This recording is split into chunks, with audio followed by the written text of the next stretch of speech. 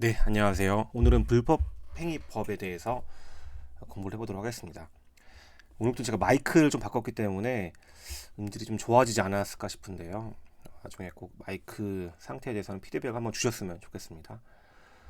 불법행위법은 사실 민법에 규정되어 있는 750조 이하에 있는 조문들, 또한 손해배상 책임을 묻게 하는 것들을 저희가 불법행위법이라는 표현을 쓰고 있습니다.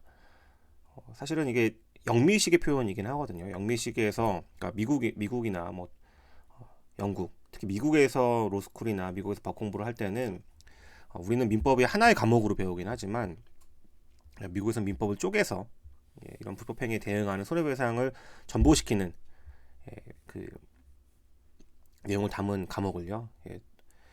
TORT 또는 TORTS를 붙여서 토치, 토치로 오라고 얘기를 하고 있고요. 우리나라에서는 민법에 불법행위법, 불법행위라는 이제 편제가 있긴 있는데 그런 것들을 좀 약간 영미식 스타일로 따라서 하는 경우가 대표적이겠습니다. 이런 그 민법의 기본 원리로 과실 책임주의가 사실은 불법행위법의 가장 근간을 이루고 있는 사상인데요. 헌법재판소의 판례 내용들을 한번 살펴보도록 하겠습니다. 헌법 제119조 제1항에서 대한민국의 경제 질서는 개인과 기업의 경제상의 자유와 창의를 존중함을 기본으로 한다고 규정해서 사유재산제도, 사적 자치의 원칙, 과실 책임의 원칙을 기초로 하는 자유시장 경제 질서를 기본으로 하고 있음을 선언하고 있다. 사유재산제도, 사적 자치, 과실 책임 이 세 가지가 근대 민법의 3대 요소입니다. 그 중에서도 특히 과실 책임이 우리 오늘 배우는 불법행위법의 가장 기본이 근간을 이루고 있는 점이고요. 근데 헌법 제119조 1항은 뭐 이런 것들 기초로 하고 있음에도 불구하고 23조 제1항은 국민재산권을 제10조 여러 가지 적용하고 있어가지고 뭐 한개 규정하고 있다. 한번 10조 보시면 10조, 23조, 119조 헌법 내용들 한번 보시고요. 중요한 게 오늘 이제 제일 중요한 민법 750조겠죠.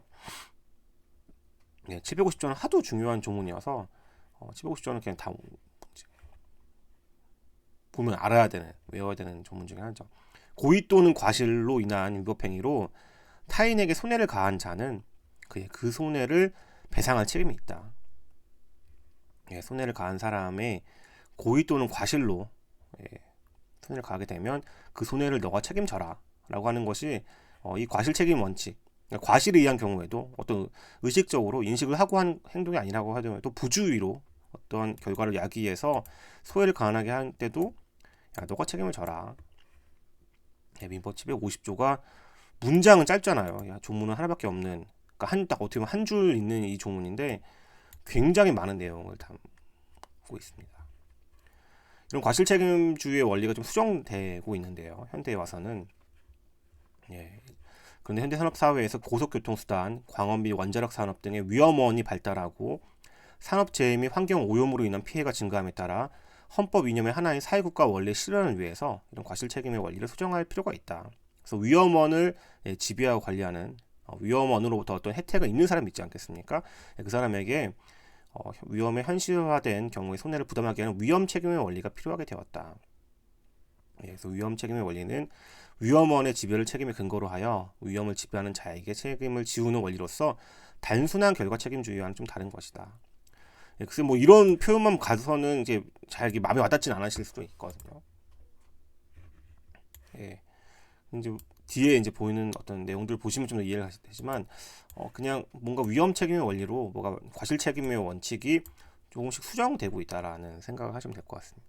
이러한 그 민사 책임, 불법행위 책임이 뭐 모든 불법행위 책임은 민사 책임이겠지만 모든 민사 책임은 또 불법행위 책임은 아니긴 하거든요. 근데 민사 책임의 대표적으로 대표 주자인 오늘 배우는 불법행위 책임은 형사 책임과도 굉장히 큰 관련이 있는 거죠. 형사 책임이라고 하면 저희가 이제 지난 시간에 배웠던 형벌, 범죄와 형벌에 관련된 형사적인 문제를 다루지 않았습니까? 무엇인가 금지되어 있는 행동을 했을 때 그 행동에서 그 행동에 제재 응보를 하고 또 예방의 효과로서 형벌을 부과하기 위해서 엄격한 형사적인 절차를 거쳤지 않습니까? 근데 어쨌든 금지된 행동을 한다는 것의 점에서는 민사 책임에서의 불법행위 책임 예, 그리고 형사 책임이 밀접한 관련이 있긴 있다는 것이죠. 보시면 고의거실은 위법행위로 분명히 조문 제목의 표제어는 불법행위라고 했는데 내용을 보면 이게 위법이란 표현이 나오긴 합니다. 물론 불법이 위법이 어떻게 다르냐에 대해서는 뭐 논란이 분분하긴 하지만 아무튼간에 여기 말한 불법 위법의 대표적인 주자가 바로 범죄이지 않겠습니까? 범죄는 애초에 금지된 행동이고 절대 하지 말라고 이제 규정되는 내용들이잖아요. 그러니까 모든 범죄 행위는 불법 행위에 해당이 되겠죠. 하지만 모든 불법 행위가 꼭 범죄가 아닐 수도 있는 한계 사항이 분명히 존재하긴 합니다. 그러니까 즉 이 민사 책임을 제가 불법 행위 책임으로 이제 치환시켜서 설명한다고 했을 때 형사 책임 이거는 범죄가 있을 때 지는 책임이잖아요. 근데 이 불법 행위 책임의 영역은 좀 더 넓은 거죠. 이 밖에 있는 영역들도 컨트롤할 수 있기 때문에 예를 들면 지금 뭐 오늘 제가 슬라이드에서 설명 안 했지만 성희롱 같은 경우는 어떻게 되겠습니까? 성희롱 나아가서 그게 성추행이 된다고 하면 성추행이나 아니면 성폭력 범죄가 된다고 하면 형법에서 금지하고 있는 거거든요. 당연히 형사처벌 받아야 되는 것인데 여러분 생각 외로 성희롱이 범죄로서 규율되고 있지는 않습니다. 그러면 도대체 성희롱과 성추행의 차이가 뭐냐라고 했을 때 성희롱은 주로 이제 사실은 이제 문제가 되는 유형들이 언어적인 성희롱이 많거든요. 음담패설을 한다든지 특히 음담패설을 하는 거를 어떤 권력관계에 기초해서 교수가 학생에게 피할 수 없게끔 아니면 상급자가 하급자에게 어떤 성적 괴롭힘을 할 수도 있는 것이고 나아가서 어쨌든 성적인 언동으로 하는 그 성희롱 언어적인 성희롱 영역이 굉장히 많은데 그 영역은 사실 그 범죄로 대응하면 좋긴 좋겠지만 그 범위를 정하기가 쉽지 않기 때문에 구성 요건을 정하기 쉽지 않아서 현재는 아직은 좀 아쉽긴 하지만 범죄는 아니거든요. 범죄는 아니지만 그렇다고 그걸 널리 뭐 권장하고 허용된다고 전체 법질서의 범위 내에서 허용되는 행동은 절대 아니잖아요. 그래서 비록 형사 책임은 아니지만 당연히 그 성희롱을 하게 된 경우에는 형사 책임을 처벌받지 않다고 하더라도 그로 인해서 타인에게 손해를 가했다. 특히 정신적인 정서적인 어떤 피해가 있지 않겠습니까? 그런 경우에 당연히 민사상 불법행위 책임의 영역에 포함되겠죠. 그래서 형사 책임의 영역보다 더 넓은 바운더리를 갖고 있다. 이거에 대해서 이제 범죄가 아닌 경우 또는 이제 범죄임에도 처벌받지 않았던 경우 다 이제 우리 민사의 불법행위 책임 영역에서는 포함이 된다는 거죠. 내용을 보시면 불법행위에 따른 형사 책임은 사회 법질서를 위반한 행위에 대한 책임을 묻는 것으로서 행위자에 대한 공적인 제재를 그 내용으로 함에 비하여 민사 책임은 타인의 법익을 침해한 데 대하여 행위자의 개인적 책임을 묻는 것으로서 피해자에게 발생한 손해의 전보를 그 내용을 하는 것이다. 따라서 민사상 민사 책임, 손해배상 제도 또는 불법행위 책임은 손해의 공평 타당한 부담을 그 지도 원리로 하는 것이지 형사 범죄를 구성하는 형사 책임과는 다르다. 그렇기 때문에 민사 불법행위를 구성하는지 여부를 반드시 형사 책임과 링크를 걸어야 될 필요가 없다는 것이죠. 그래서 형사 책임 성희롱이 비록 형사 책임으로서 형사상 범죄로서 규율되고 있지 않다고 하더라도 민사상 불법행위 영역에 충분히 포함될 수 있고 거기에 가담한 사람은 책임을 져야 된다. 손해배상 책임을 져야 된다는 것이 전반적인 내용일 것입니다. 범죄인 경우에도 따지다 보면 사실은 이제 저희가 형사소송 절차를 받듯이 남에게 어떤 그 범죄가 해당되는 행동에 있다고 하더라도 그거를 정말 형사 책임을 묻기까지는 엄격한 형사 절차를 거쳐야 되잖아요. 특히 증거법적인 절차를 거쳐야 되기 때문에 때에 따라서는 증거가 부족해서 이제 무죄나 무혐의가 나오는 경우들이 있습니다. 그럼에도 불구하고 형사 책임에서 요구하는 어떤 증명의 정도랑 민사 책임에서 요구하는 증명의 정도가 다를 수 있기 때문에 충분히 민사 책임 영역에서는 가능하다. 그 내용을 보시면 민사 책임과 형사 책임은 그 지도 이념과 증명 책임, 증명의 정도 등에서 서로 다른 원리가 적용된다. 형사 사건에서는 합리적 의심을 배제할 정도로 확신하기 어렵다는 이유로 공소사실에 대하여 무죄가 선고되거나 검찰 단계에서 혐의 없음에 불기소 처분이 되었다고 해서 그러한 사정만으로 민사 책임이 부정되지는 않는다. 그래서 형사 사건에서의 무죄 판결 혹은 무혐의 처분은 해당 사실에 대해서 증명이 엄격한 증거에 의해서 입증이 없다는 것일 뿐이기 때문에 해당 사실이 부존재가 증명되었다는 의미도 아니고 따라서 민사 책임에 요구하는 그 증거에 따라서는 인정될 수 있다는 것이죠. 이게 이제 주로 이제 그 제가 최근에 했던 뭐 사건들 중에서는 예를 들면 이제 업무상 상하관계에서 있는 성추행이라든지 특히 미투 사건 같은 경우들이 이제 문제가 되지 않았습니까? 미투 사건은 최근에 이루어진 사건이라고 하면 그나마 증거를 찾기 쉽거든요. 증거가 사라지기 전이기 때문에. 근데 시간을 좀 두고서 어떤 사회적으로 어떤 용기 있는 목소리가 나오고 이제 그때 그 행동이 분명히 범죄였구나 라는 생각이 들었을 때는 이미 상당 기간 시간이 많이 흐른 뒤일 수밖에 없거든요. 물론 그럼에도 불구하고 그때 업무상 성폭행이나 성폭력 관련된 범죄로서 형사 책임을 지우면 더 좋겠지만 설령 그런 경우에 이르지 못한다고 하더라도 그때의 증거들을 가지고 민사 책임으로는 충분히 한번 또 물어볼 수 있는, 그러니까 어떤 책임을 부과시킬 수 있는 것이기 때문에 다르다는 거죠. 그래서 형사 책임보다 이런 불법행위 책임은 좀 더 넓은 개념이에요. 형사 책임은 누군가를 처벌하기 위한 것이고 민사 책임은 손해를 전부하기 위한 것이기 때문에 뭔가 비슷하면서도 방향성에서는 좀 다른 측면이 있다. 이러한 불법행위 책임의 요건이 어떻게 되는지는 사실 아까 봤던 750조의 내용을 여기 750조 내용 있잖아요. 이거를 계속 하나씩 문장은 하나니까 단어 하나씩 이게 무슨 내용인지 따져보는 것이 사실은 이 불법행위법의 요건을 따져보는 내용일 것 같습니다. 750조 내용을 다시 보시면 고의 또는 과실로 인해서 위법행위로 타인에게 손해를 가한 자, 노문자자니까 사람이잖아요. 이는 사람에게 배상 책임을 부과하는 것이지 않습니까? 이 사람의 종류는 보통 우리가 이제 일반적으로는 자연인이 이제 포함되겠죠.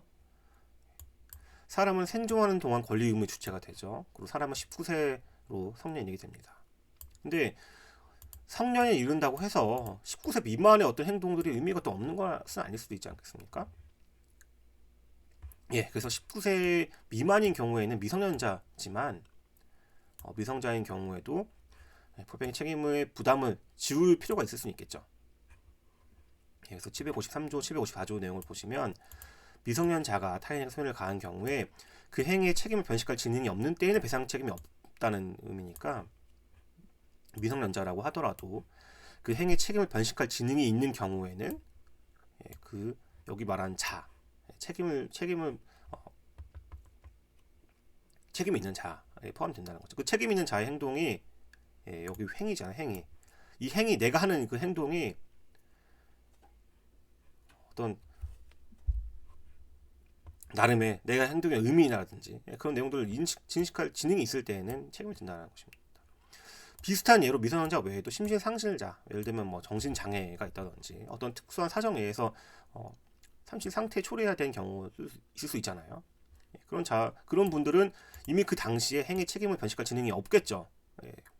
하지만 그런 상황을 내가 혹시 야기한 경우에는 그러하지 아니하다. 그래서 753조, 754조의 내용을 보시면 이 불법행위에서 이 행위의 행위의 요 행위자의 개념을 일반적으로 자연인으로서 어떤 미성년자 나이로 따지지 않고 행위의 책임을 변식할 지능이 있는지 없는지 여부를 기준으로 분해서 있으면 책임을 부과하겠다는 것이죠. 이거와 굉장히 유사한 이제 그 민법을 처음 배우면 사실은 민법을 처음 저희가 민법식은 아니니까 이제 이렇게 쪼개서 배우는 건데 따로 민법을 공부했을 때 여기 보시면 3조, 4조가 나오잖아요. 사실 민법 배우면 가장 처음 배우는 게 과연 사람의 어떤 능력, 권리 능력, 행위 능력, 의사 능력, 책임 능력 이런 것들에 대해서 배우게 됩니다. 그러니까 아마 이렇게 민법을 거의 어떤 강의든 간에 처음 배우면 거의 아마 첫째 시간에는 신의칙 뭐 이런 정도 배운다면 바로 그냥 뭐 그날 배우는 게 이런 능력의 개념인데요. 보시면 사람은 생존하는 동안 권리 능력이 됐다는 거죠. 그러니까 태어나기만 하면 갓난아기라도 권리 능력이 있다라는 거죠. 진짜 갓난아기라도 예를 들면 이제 뭐 아버지가 돌아가셨다. 상속받을 권리가 있는 거죠.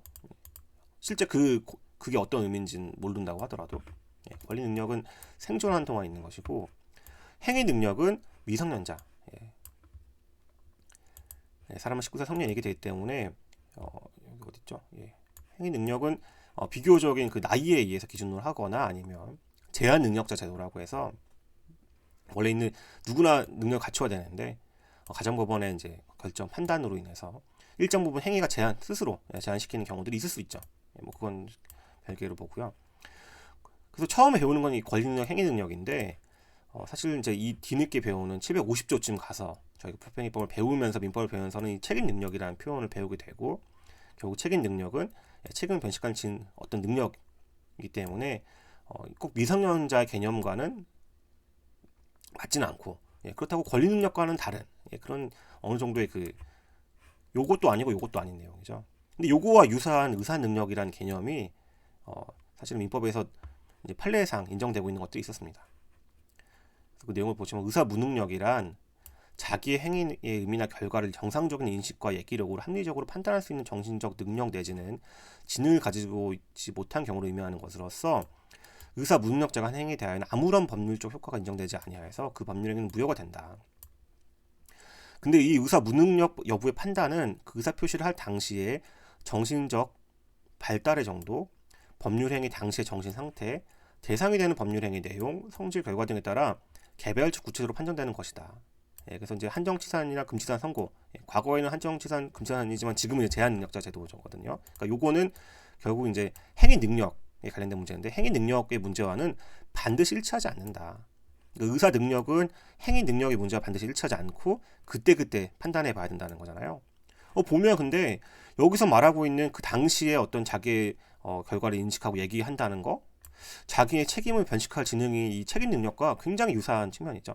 그래서 의사 능력과 책임 능력은 물론 책임 능력은 이제 법조문이 있고 의사 능력은 민법이 법은 없지만 조문은 없는 내용이지만 유사한 관점인 겁니다. 그러니까 의사 능력은 내가 어떤 행위를 했을 때 의혹했을 때 저것도 이제 그 행동의 어떤 결과를 가져오기 위한 어떤 어떻게 보면 액티브한 모습을 보면 책임 능력은 내가 어떤 한 행동에서 책임을 받는 거잖아. 그러니까 의무를 짓게 되는 거지 않습니까? 패시브한 능력인 건데 어떤 한 그 모습을 액티브한 거, 패시브한 거 나눠 본다고 보시면 되죠.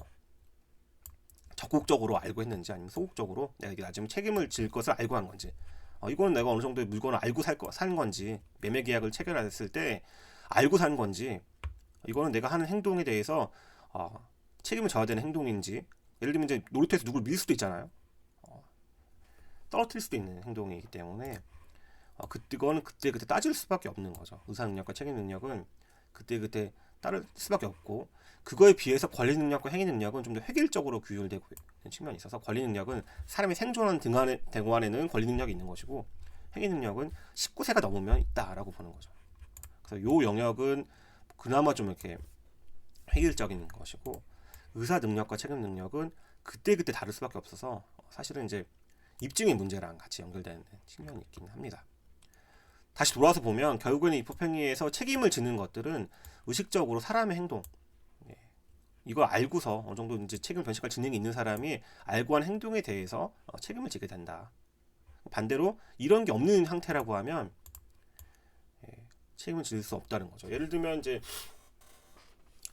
한 10년 전이 이제 시간이 좀 됐던 것 같은데요. 그런 사건이 있었던 게 심각한 자폐성 장애를 가지고 있는 중학생이나 고등학생 학생이 복도에서 유치원생 옆집 이웃집 아이를 복도에서 그냥 들어서 그냥 밀어서 떨어뜨려서 이제 사망에 이르게 한 적이 있었거든요.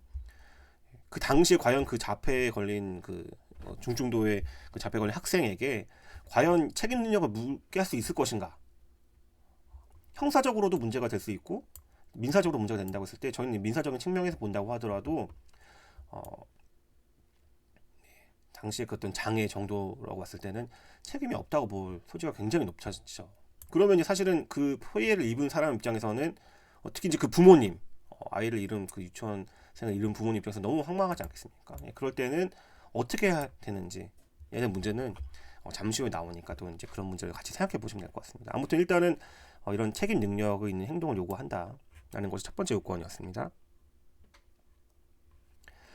그리고 이제 여기서 연장선에서 우리는 지금 살아있고 행동하는 우리가 자연인을 생각했는데 현대에 와서는 지금 법인이 더 많지 않습니까? 법인 내에서 그렇기 때문에 중요한 건 법인의 불법행위 능력이 있는지 여부를 따져보는 게 중요할 수도 있거든요. 그러니까 말하면 여기서 말하는 이 자의 개념에 사람뿐만이 아니라 우리가 아는 자연인뿐만이 아니라 법인도 들어가는 회사도 들어가는지 34조부터 이 법인 내용이 나오긴 하는데 민법에서 법인은 법률 규정에 쫓아 정관으로 정한 목적 범위 내에서 권리 의무의 주체가 된다. 근데 이제 요것만 보면 법인이 처음부터 나는 범죄를 저지르겠다 아니면 남한테 위해를 가하겠다라고 정관에 적어놓지 않지 않겠습니까? 근데 이제 활동하다 보니까 어떤 불법행위의 결과가 발생할 수도 있는 거잖아요. 예, 그렇기 때문에 특별히 35조에서 이렇게 불법행위 책임 부담한다라는 게 적혀 있는 거죠. 법인의 이사, 기타 대표자가 그 직무에 관해서 타인에게 가한 손해를 배상할 책임이 있다. 예. 그래서 어쨌든 그 이사나 대표자가 직무에 관해서 타인에게 손해를 가하게 되면 그 법인이 책임을 지라 거죠. 이런 이사는 어떤 의미를 가지고 있냐면요. 57조, 59조 내용을 보시면 결국 법인이 우리가 관념적으로 법인이라는 걸 인정하고 있긴 하지만 관념적으로 법인이 인정하지만 법인이 돌아가려고 하면 대표자가 반드시 필요한 거거든요. 그러니까 사람인 이 대표자가 필요하지 않겠습니까? 그래서 이사가 한 행동이면 법인의 행동으로 본다라는 것이죠. 다만 이제 모든 이사가 이제 그 법인과 상관없이 하는 행동들은 또 아닐 수도 있기 때문에 중요한 건 여기 직무에 관하여서 직무에 관하여가 과연 어디까지 포함될 것인지. 예를 들면 이제 그 대표이사가 술을 먹고 택시 기사한테 아니면 이제 뭐 대리운전 기사한테 행패를 부렸다. 그 행동이 이제 과연 그 회사의 대표로 있는 법인에게까지 책임을 민사상 손해배상 책임을 묻게 할 수 있을 것인가라는 문제에 간다고 하면 글쎄 뭐 일단 그 잘 뛰진 않긴 하겠죠. 근데 만약에 그게 어떤 회사의 어떤 공적인 어떤 회의라든지 어떤 모임에서 발생한 것이다라고 하면 충분히 직무에 관한 것으로 볼 수 있을 여지도 있을 것 같습니다. 그래서 사실 이 법인만 가지고도 또 이제 수업을 계속 진행할 수 있는데 뭐 시간이 허락하지 않기 때문에 일단은 법인에 대한 문제도 있을 수 있다. 이 법인에 관련된 문제는 사실 형사사 책임에 관련돼서도 저희가 잠깐 양벌 규정에 관련돼서 얘기를 했었잖아요. 그래서 그 부분과 같이 연결시켜서 보시면 또 흥미롭게 받아들이실 수 있을 것 같습니다. 예, 그 다음은 이제 위법한 가해행위라는 표현이 있습니다. 보면 고의 또는 과실로 인한 위법 행위로 타인의 손해를 가했다는 거잖아요. 그래서 가한 위법 행위라서 합쳐 보면 이게 이제 그 위법한 가해행위라는 거죠.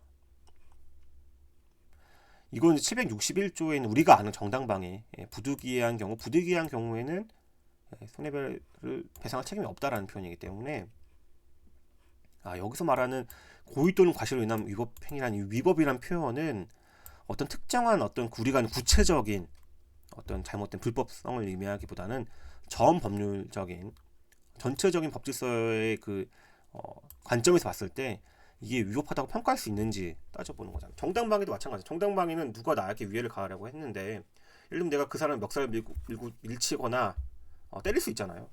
그 때린 행위만 봐서는 어쨌든 일단은 그 사람한테는 위해를 가한 거지만 앞뒤의 전후의 그 과정들을 보면 충분히 정당방위로 인정되는 경우라고 하면 그걸 잘못된 행동으로 볼 수 없지 않겠습니까? 그렇기 때문에 좀 전 법률적으로 좀 맥락을 봐야 된다는 의미거든요. 그런 측면에서 구체적인 어떤 그 법률 위반을 의미하는 불법의 개념과 위법의 개념은 조금 구별된다고 보는 거죠. 말장난이라고 보실 수도 있는데 불법의 개념과 위법의 개념이 좀 달라질 수 있다. 법이 좀 더 넓은 전 법률적인 관점, 특히 이제 이런 정당방위 같은 경우까지 고려해서 정말 그걸 불법성이 있다고 판단할 수 있을 것인지에 대한 문제라고 보신다고 하면 좀 더 넓은 개념이다라고 보시면 될 것 같습니다. 이때 판례를 보시면 부당한 공격을 가한 데서 벗어나려고 하는 행위이다. 그래서 위법성이 있다고 보일 수 없다. 어떤 경우에는 이 사건 체벌의 경위 이런 걸 봤을 때는 이건 정당을 벗어나는 위법행위에 해당한다. 항변했겠죠. 나는 체벌하려고 한 거지 뭐 그렇게 과한 것이 아니라고 했지만 야, 체벌한 것 치고는 좀 과하다. 전후의 사정을 본 거잖아요. 여기도 보시면 그 일이 된 경위, 목적, 수탁, 재반 등 사정에 붙여와서 전후의 사정을 보면서 그게 정말 평가를 하는 거라서 좁게 보는 개념이 아니고 위법은 좀 더 넓게 보는 개념이다. 예, 그 위법한 가해 행위를 통과해야 되는 거죠. 저희가 지금 위법한 가해 행위까지 봤습니다. 그래서 불법과 위법이 좀 구별될 수 있다라는 점. 그 다음은 중요한 게 손해의 발생인데요. 예, 고의 또는 과실로 인한 위법행위 타인에게 손해를 가야 된다. 이 손해에 있어서는 제가 일반적으로 재산적 손해, 그 다음에 이런 정신적 손해, 재산 손해랑 정신적 손해 두 가지로 구별된다고 보는 것이 좀 일반적이긴 합니다. 손해에 관련돼서는 763조에서 앞부분에 있는 요 393조부터 399조 있는 내용들을 준용하고 있거든요. 그 내용들을 보시면 통상의 손해를 그 한도로 한다. 특별 사정으로 인한 손해는 채무자가 여기서라 보면 이제 가해자가 알았거나 알 수 있었을 때 한해서 배상의 책임이 있다. 왜냐면 손해 발생이 있어서 우리가 통상적으로 발생한 손해들일 수도 있지만 예상하지 못한 손해들이 있거든요. 예를 들면 뭐 그런 경우도 있잖아요. 내가 어떤 그 잘못 때문에 이제 그 비행기를 타지 못했다. 근데 이제 내가 그 비행을 탔으면 중요한 계약 건수가 있었는데 그것 때문에 내가 계약을 체결하지 못했다. 그것까지 책임져라라고 할 수도 있지 않겠습니까? 그러면 우리가 비행기를 놓쳤을 때는 그냥 통상의 손해는 놓쳤을 때 발생하는 그 항공권에 준해서 아니면 다른 대체 항공권을 구하기까지의 가격, 어떤 손액, 아니면 그 시간이 인터벌 생기는 동안에 머물러야 되는 숙소 비용, 이 정도는 저희가 충분히 예상 가능한 통상의 손해일 텐데 그게 아니 넘어서서 내가 그 시간에 맞춰서 갔으면 요걸 했었을 텐데 못했던 어떤 계약을 체결하지 못함으로써 발생한 어떤 손해, 이건 특별 손해이기 때문에 당연히 알 수 없었겠죠. 그걸 미리 사전에 컨펌이 돼 있어서 상대방도 알고 있었으면 모르겠지만 그게 아닌 경우 대부분이기 때문에 특별 손해는 배제된다는 점. 거꾸로 여긴 채권자지만 이제 우리 이 불행위에서는 이제 피해자겠죠. 피해자에게도 스스로에게도 과실이 있다라고 하면 참작할 수 있다라는 거. 그러니까 예를 들면 어떤 실제상 어떤 위해가 발생했다. 아니면 애초에 자동차가 손실이 있었을 때, 예를 들면 자동차가 애초에 그 감가상각이 있을 수도 있고, 예를 들면 그 이미 어느 정도의 수리가 수선이 필요한 경우가 있을 수도 있잖아요. 그리고 이제 예를 들면 어떤 신체상의 손해라고 하더라도 애초에 내가 가지고 있던 어떤 기질적인 문제라든지 계속 치료받고 있던 사정, 다른 사정들이 있을 수 있기 때문에 그런 때는 이제 참작을 해야 된다는 거. 예를 들면 그런 거 어떻겠습니까? 손해배상에서 소음으로 인한 손해배상이 있는데 김포공항 근처에 이게 비행기가 뜨고 내리는 걸 알고서도 내가 굳이 알고서도 들어와서 살았다라고 하면 사실은 소음 있는 걸 제가 수인하고 들어온 거라고 수 있잖아요. 내가 그냥 살고 있는데 공항이 옆에 생겼으면 모르겠는데 공항이 생긴 걸 알고서도 내가 이미 공항에서 이제 이착륙하에서 공항 소음이 항공 소음이 발생되는 거 알고 있음에도 그 이후에 들어가서 굳이 부득불 살았다. 애초에 손해배상 책임이 없을 수도 있는데 설령 있다고 하는 경우에도 알고 들어간 거 정도의 과실은 배제해야 되지 않겠습니까? 이런 과실상계 개념들. 그래서 이 393조랑 396조는 결국 이게 손해의 전보를 구하는 공평타당하게 손해에 발생한 이 피해자가 발생한 손해를 어떤 가해자나 아니면 가해 원인을 제공한 사람들에게 전가시킬 때 합리적인 범위 내에서 이제 전가를 시켜야 되기 때문에 좀 그 범위를 좀 초과한 경우라고 하면 당연히 이제 제한될 수 있겠다는 그 사상이 반영되어 있는 것이죠. 그 다음에 이제 인과관계 문제인데요. 인과관계도 정말 중요한 내용이죠. 정말 중요한 내용이고 이것만 가지고도 또 수업을 할 수 있을 정도로 굉장히 중요한데 시간이 이제 한정되어 있기 때문에 짧게 설명드리겠습니다. 750조에 보면 여기 인한 행위로 손해가 발생했다. 그래서 정확히는 어떤 행위가 있었고 위법한 가해 행위가 있었고 그냥 손해가 발생했을 때 이 손해 발생과 원인된 행위에 이제 인과관계가 필요하다는 의미거든요. 이 인과관계는 상당 인과관계로 따질 수밖에 없습니다. 그래서 보시면 위법한 행위와 원과 입은 손해 사이에 상당한 인과관계가 있어야 되고 그 유무는 결과 발생의 개연성, 위법행위 태양, 피침해 이익의 성질 등을 종합적으로 고려해서 판단해야 된다. 예를 들면 뭐 최근에 나왔던 판례인데요. 인터넷상에서 포털 서비스 사업을 하는 갑 주식회사가 제공하는 온라인 서비스에 가입한 회원들의 개인 정보가 해킹 사고로 유출되었다.